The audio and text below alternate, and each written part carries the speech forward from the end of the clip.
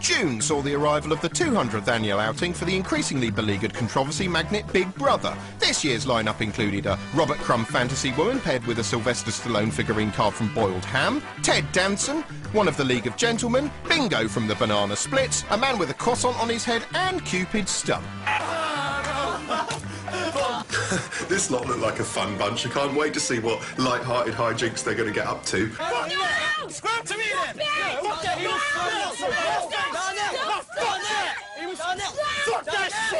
Oh. This was possibly the most ill-tempered Big Brother ever, with 2 contestants being removed for threatening behaviour and the rest being left in for boring behaviour. I can just imagine me with a big tuba, boo, and Sunday knock against me. You know, a lot of people say there's nothing to be learned from Big Brother's grand social experiment anymore, but that isn't true. This year, for the first time in my life, it taught me to genuinely hate a blind man. Standards are slipping. I'll go and bump into a wall. The scabby hand of controversy also stroked the face of ITV's daytime blathering festival Loose Women as puppet-faced American comedian Joan Rivers unexpectedly turned the air blue. He is a piece of, get ready to bleep this, fucking shit. Yeah, I avoid that sort of controversy on this show by bleeping myself with a foot-operated pedal, look, that I keep down here, look.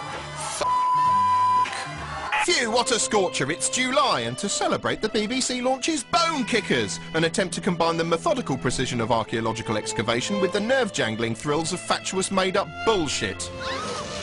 But drama wasn't all bad this year. The BBC also brought us the gripping criminal justice, while FX screened the 5th and final series of the sublime crime drama, The Wire. August saw the start of the Beijing Olympics.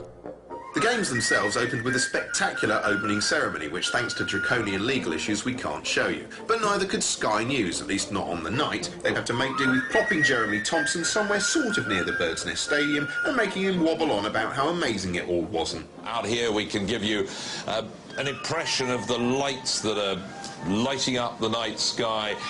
Then it turned out these fireworks weren't made of real fire at all, but pixels. Although they were real enough when this dimbo reportress tried to do a piece to camera in front of them on cheapo news network Russia Today.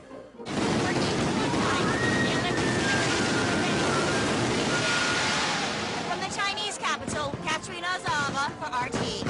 Anyway, when they'd done complaining about fake fireworks, the journalists moved on to cover slightly less weighty topics like the ongoing oppression of free speech. While trying to cover a slightly feeble-throated Free Tibet protest, ITN's John Ray was manhandled by the Chinese fuzz. Unable to shout them into understanding English, the distinguished journo was left looking a bit like a man having his ice cream van repossessed. I hope to see you later. Relations between the British news media and the Chinese had fallen to an all-time low, and then something weird happened. We started winning. And not just a bit, but a lot. Suddenly, the nasty Beijing Games were the best Olympics ever. Still impressive though these achievements were, my favourite British athlete at the Games was former Olympian James Cracknell, who turned up repeatedly on Super Slick News at 10 to wow the nation with his prowess at the 200 metres pause. James Cracknell will be here on News at 10 every night with his highlights of the day. James. Thanks, Mark. And here he is with his highlights of the rest of the day's action. Day 4 of the Games, and here he is with his highlights of the rest of the day's action. James. Thanks, Mark. It's been a real privilege. But not all the world's reporters were covering the Games, because some of them were busy with a little war between Russia and Georgia. As well as providing great pictures, it was a good chance for the network's war correspondents to flex those flak-jacketed muscles. You know, there's a fun game a lot of these guys play where they obviously run into position and start recording a link and try and get the timing just right so the camera can pull out to reveal that, hey, our hero was standing there all along.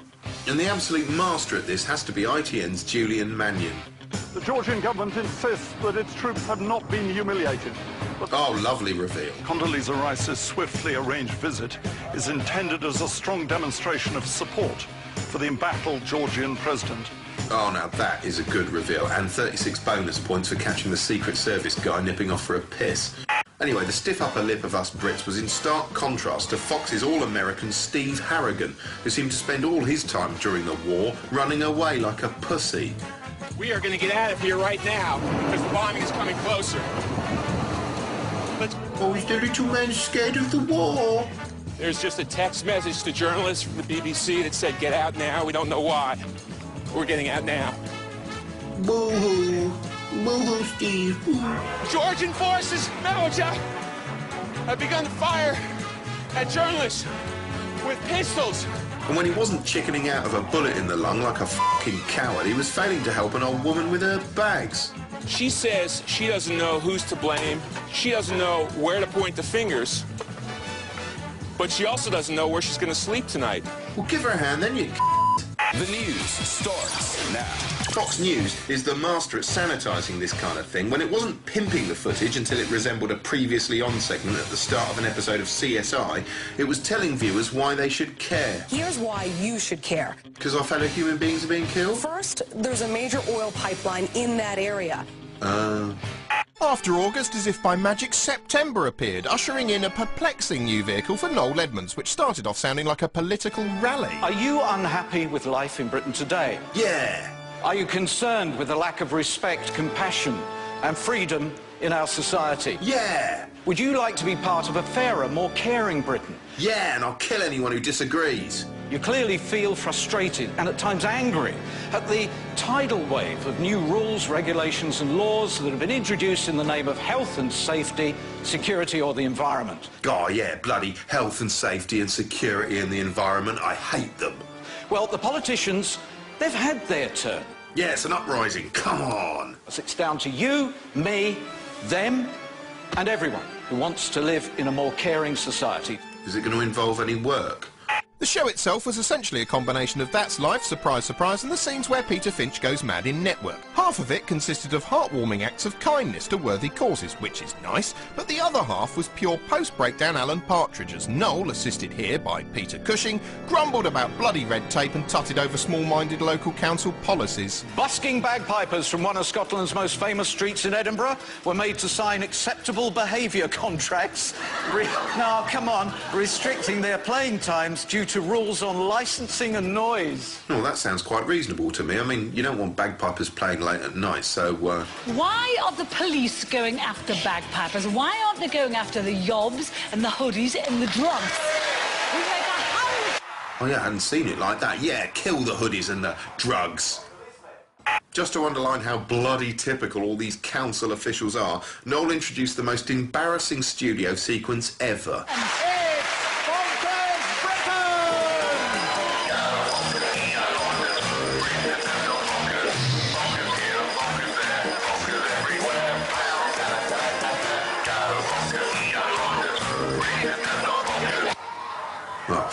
Britain. I reckon my favourite programme of the year, right, was probably that ITV2 thing with like all those celebrities on an aeroplane, Celeb Air or something like that, I think it was called. Like, you actually got to see how like Chico coped with like being on a plane serving peanuts and looking at luggage and stuff. It was fucking genius. It was like the actual Chico. Every time the plane took off, I was praying that it wasn't going to crash. Like, literally, on my knees, praying. Like, no, God, don't you dare kill that aeroplane. I don't think the nation could cope without this show. You know, actually, if they had crashed, I think, you know, they could have kept the cameras running and, you know, filmed everyone lying around dead in the field with all the bodies going all mushy, and it might have even been better. Some job titles lost a lot of their value throughout 2008. Jobs like stockbroker or estate agent or TV judge. The panel of self-important TV judges has been a staple of TV talent contests for a while now, but this year the position seemed so wildly oversubscribed it seemed any f***er would do in more or less any role. I mean, I can just about see the virtue in letting snail-faced human smug swamp Piers Morgan decide whether the contestants on Britain's Got Talent have actually got talent. Because A, none of them have, so you need a champion bullshitter to help fill the embarrassing gap. And for representing every hard-working mum in Britain, I love you. And B, he's sitting next to Amanda Holden, so even if he did nothing but go the whole time, he'd seem overqualified by comparison. But the madness surely has to stop when The Underdog Show, a cheap and cheerful canine talent contest in which megastars train abandoned dogs to perform tricks, invites ballroom dancer Brendan Cole to sit on the judging panel. What's he got to do with dogs? Apart from being able to lick his own balls, of course. Then there's the traditional inter-judge rivalry, which stopped looking like something out of a pantomime and started reeking of genuine animosity instead.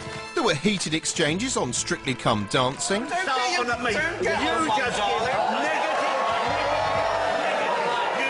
give us a positive, and you get on my wig.